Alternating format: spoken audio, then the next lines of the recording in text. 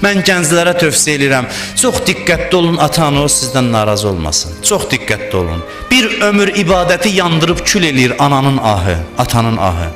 Olmaz insan ata-anasına sayğısız olsun. Olmaz, yol verilməz bir şeydir. Quran buyurur, uf da deməyin. İmam Sadiq buyurur ki, ufdan yumuşaqdır, söz tapsaydı Allah onu deyərdi. Uf bilirsən nədir? Səni valideyn döyür, təhqir eləyir, uf da demə deyir cavabında. Narahatçılığı ifadə eləmə. O səni vurduqca sən can denən ona. Amma ki bizdə valideyn yazıq heç vurmağa fürsət tapmır. Oğul az qalır valideyni döysün.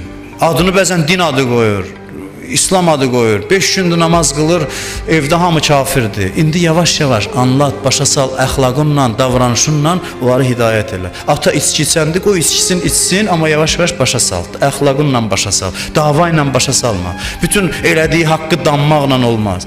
Atanın övlad boynunda haqqı böyüdür, ananın övlad boynunda haqqı böyüdür. Din bu şeylərdən başlanır, sadə münasibətlərdən başlanır. Mən hərdən danışıram bəzi şeylər, sonra görürəm ki, o məsələlərə yol həmişə sadə şeylərdən keçir. O yüksək məqamlara insan çatmaq istəyirsə, sadə bildiyi şeylərə gərək əməl eləsin. Odur ki, valideynə ehtiram çox mühümdür, çox həssas məsələdir. İnsana valideynin insandan razı olsa xoşbəxt adamdır. Allah valideynə yaxşılığın xeyrini elə bir şəkildə verir ki, insan gözləmədiyi mükafatı dünyada da alır, axirətdə də alır.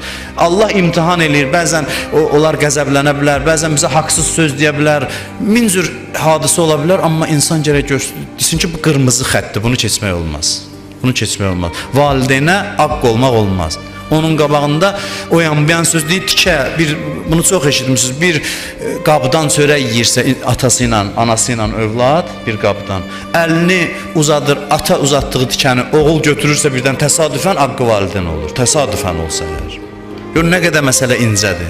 Diridirlərsə sayğı göstər, dünyadan köçüblərsə yad elə. Məscidə gəlirsən, deyirəm, bugünkü məclisimin savabını anama bağışladım. Bugünkünü atama hədiyyə elədim. Ya addımlarımın savabını ona bağışladım. Gündə məsələn bir qədər Quran oxuya bilirsən, Quran oxuyasan, namaz qıla bilirsən, namaz qılasan, ata-anaya hədiyyə eləyəsən. Bu çox mühüm məsələdir. Valideynə təşəkkür,